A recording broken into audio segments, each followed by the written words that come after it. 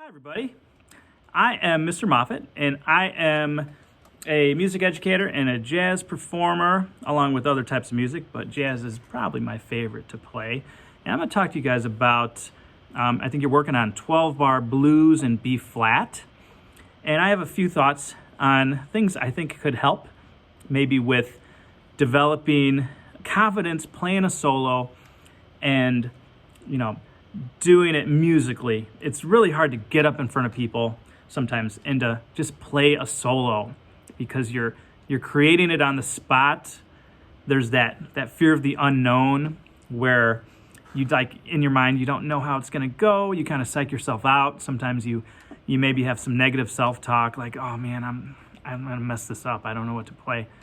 And I did a series before with some jazz licks that I think you guys used once or twice in your jazz rehearsals that was meant to help give you some tools to maybe tackle an improvised solo with some preset phrases where you could come in with these phrases, you can play them, insert them kind of at will at various parts of your solo.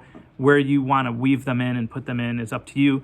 And it kind of gives you a stepping point to step off from. Instead of feeling like you're starting from scratch, where like I have to make up a solo, what do I do? And no true professional starts from scratch. We all have like a kind of a bag of tricks or a group of phrases and licks and just different melodic devices, different little things that we've worked on. And we rely on these during our solo to kind of keep the solo musical, keep it moving, to keep it going in the right direction. So when I was young, I thought that's not what you do. You just kind of create it on your own. You don't have a script. It's not a script. It's just material you can draw from. Okay, this improvisation. It's not starting from scratch. Like a stand-up improv comedian goes on stage. They don't have a script. They're improvising, but are they really making everything up?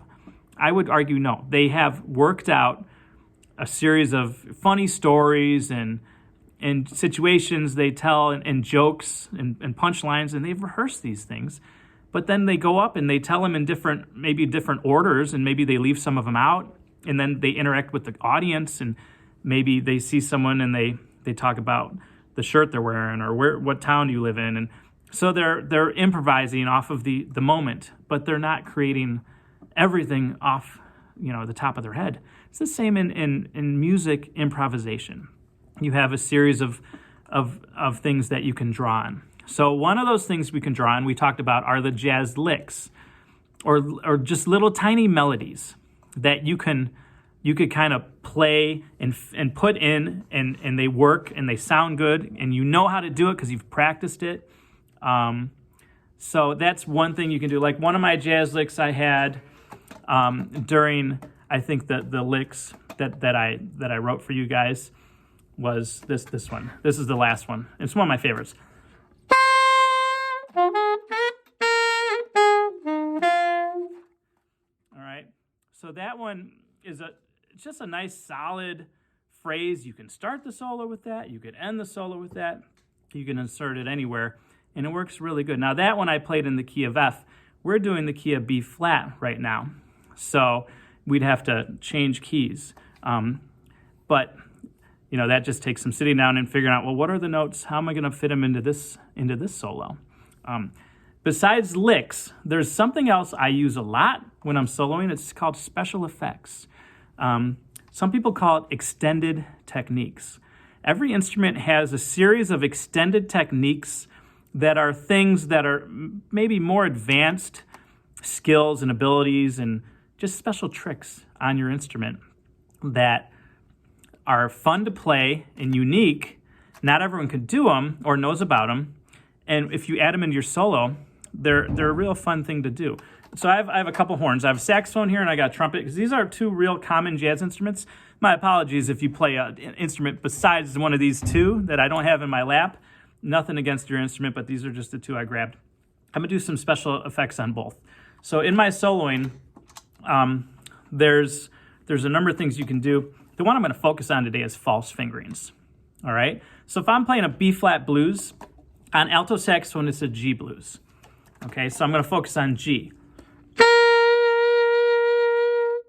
But I could change the tone color of that G by playing a different fingering and getting it to be the same pitch but a slightly altered tone color. And it's a really cool effect. I'm going to play a solo where I do that. Here we go.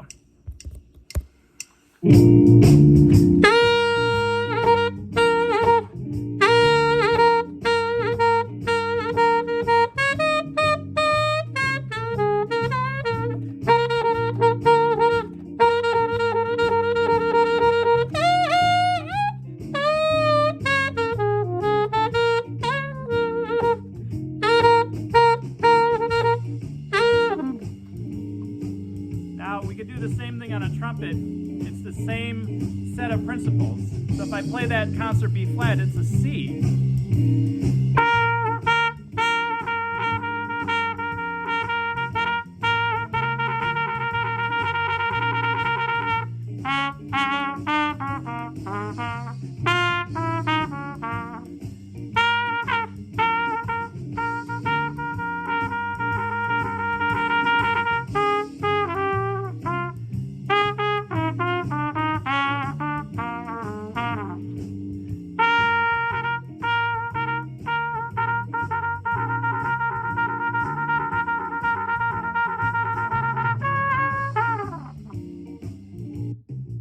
Okay, so I wasn't reinventing the wheel. I wasn't playing crazy complicated stuff, really. I mean, I went off on a couple little tangents, used some notes that I know will sound good in this format, some blue notes, we would call it, taking the third scale degree and lowering it, taking the seventh and lowering it. Those two notes can really add a lot to your solo. If you take that minor third and that minor seventh. Now you have to figure out what key you're in for your instrument and then find the third scale degree, which for a saxophone, a key of G, G, A, B, I'm going to play a B flat. Now I'm fingering this bis. A lot of you sax players should be fingering B flat with the bis key. You're using side, some of you. That's okay. It's not as good of an option though in the long run. I use bis primarily. Sometimes side, never 1-in-1. If you learned 1-in-1, that's more of a clarinet fingering. You should abandon that on saxophone and run the other way. So do not use 1-in-1 on a saxophone. There's a lot of reasons why I don't have time to get into. But in the key of G, the B flat gives us that blue, that minor third.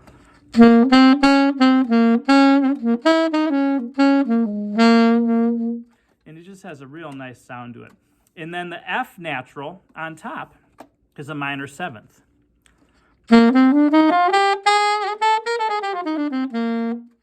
And we use that in the blues scale. That was a bebop scale I just played, where you actually play the F natural, then the F sharp, and then you resolve it to the tonic or the root, which is G for saxophone, C for trumpet, B flat for concert pitch, for trombone, for guitar, bass, keyboards, those kind of instruments.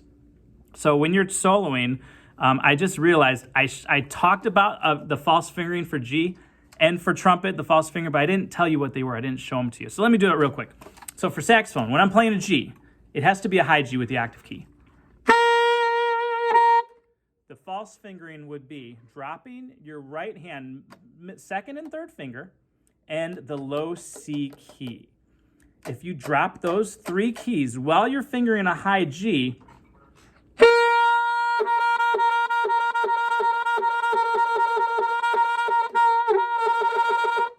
it gives you the same note, but a different tone color. So this is just a special effect or a trick we can use. You're not creating a new note, but you're adding this change. Another really fun one on saxophone is go up a step to an A and just drop your right hand. Many people have done this on accident when you try to play a D and then you just forget this ring finger. I've seen many students do that. It still comes out as an A.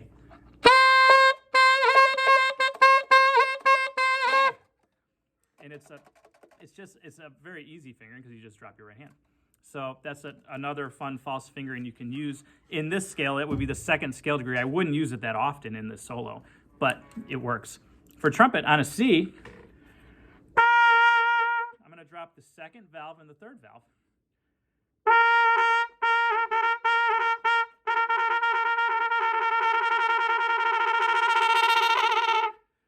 get it to where it's really raunchy and it sounds like you're like tonguing really fast, but I'm not. I'm just dropping the second and third valve down rapidly, and I'm not changing my embouchure. I need that overtone, that partial.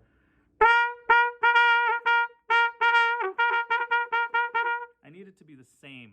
So as I drop the valves, you may be tempted to loosen, like you're going to an A flat or G sharp, because that's the next lowest overtone that uses this fingering. So you have to just stay consistent with it. Another one, a real common one, is F concert, where it's a G for trumpet. You could finger 1 and 3. So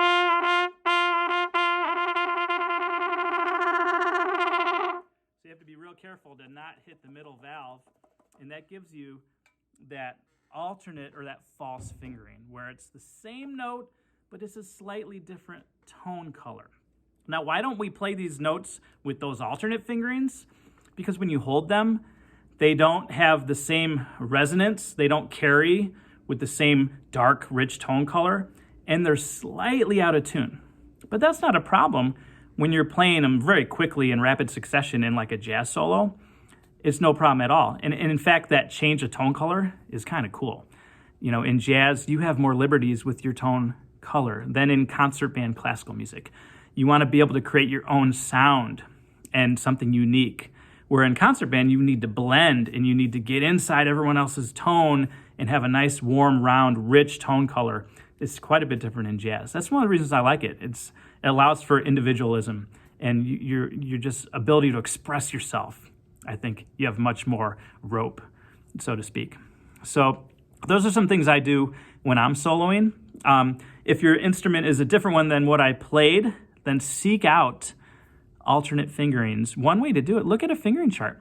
There are a number of notes on each instrument that will show you 2 different fingerings on a fingering chart. So you could oscillate between those 2 when you're playing a solo to make it interesting, make it more unique. And this is something, it doesn't take a lot of time to do. It's just practicing getting from one fingering to the other and then developing a lick or a melody that uses that fingering. One I do a lot is I go quite fast on it, where I'm going alternating between an A and a C on saxophone, but I'll do a series of alternate fingerings in between my move up to C. So instead of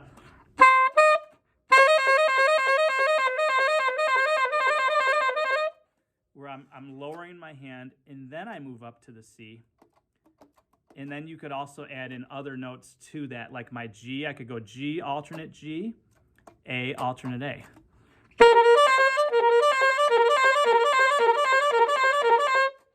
So I'm changing the fingerings down here, G alternate, A alternate, G alternate, A alternate.